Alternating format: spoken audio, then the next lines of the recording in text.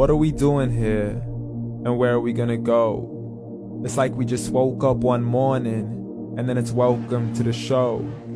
Don't ask any questions, just go with the flow. Make as much money as you can, and try your best not to get broke. Copy everything you see on the TV, from the hairstyles to the clothes, and don't think too often, just do exactly as you're told. And if you ever get confused, then just turn towards the alcohol. You'll still hear your thoughts, then just turn up the radio as you learn to live a lifestyle of drugs, sex, and rock and roll.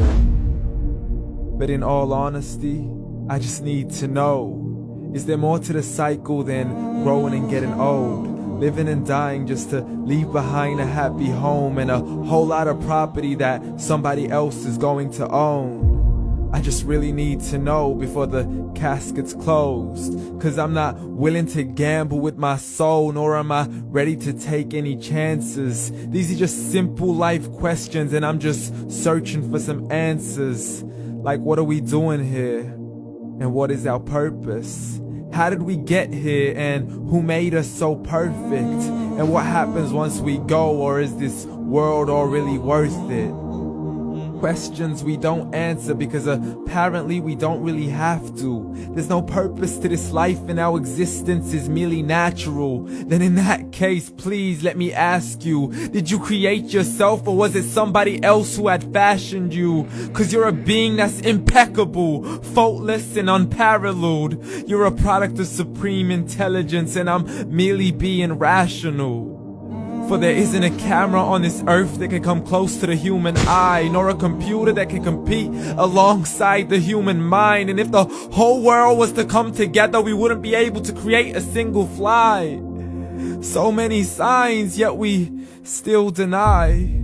As science tries to justify that all this could come from none, when it's a simple sum. 0 plus 0 plus 0 cannot possibly ever give you 1. So from where did all this order come? But everything has its origins, a maker, a creator of its own. I mean, the only reason you're watching this video is because somebody had to press upload, so we can believe in the Big Bang, but I'd rather believe in He who caused it to explode.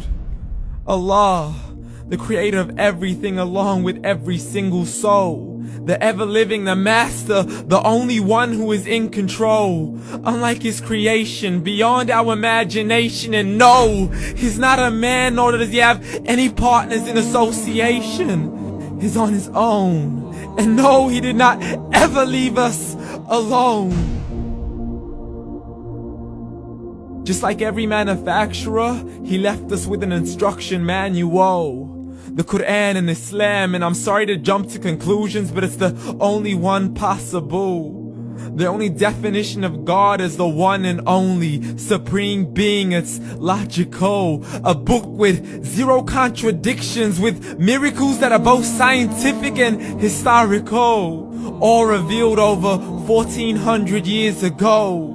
Like the detailed description of the human embryo. The descriptions of the human embryo in the Quran cannot be based on scientific knowledge in the 7th century. To the mountains as pegs holding firm the earth below, and the 2 seas that don't mix in a complete separate flow. To the planets in orbit, alternating night and day as they stay in flow. The expansion of the universe and the creation of everything from H2O.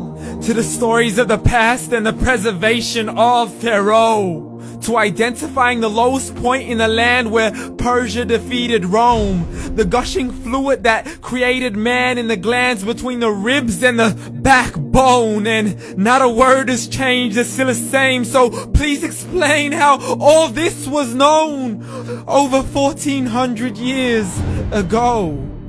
To a man who couldn't read or write, as he would recite whatever the angels spoke. And if you still don't believe, please try to come up with something that's even close. But you can't, so we took God as a mockery and his messengers as a joke. Muhammad could not read or write. How's somebody who can't read or write gonna start a religion? Dismissed his scriptures as legends and tales of the ancient folk, as we live life according to our whims, desires, and hopes. saying this life is the only home we will ever know. We will live then die, then simply turn to bones. YOLO! Correction, after the grass dies, the rain arrives and it regrows, and Allah promises to do the same thing to your very soul and bring you back from your very fingertips to your toes, as the all-seeing supreme being watches us so close, and we are surely being tested in our wealth, our health, and our self, and everything that we've been blessed with. So believe, for we will surely be resurrected and be brought back to our Lord and account for every single deed, as He hands us our books and orders us to read.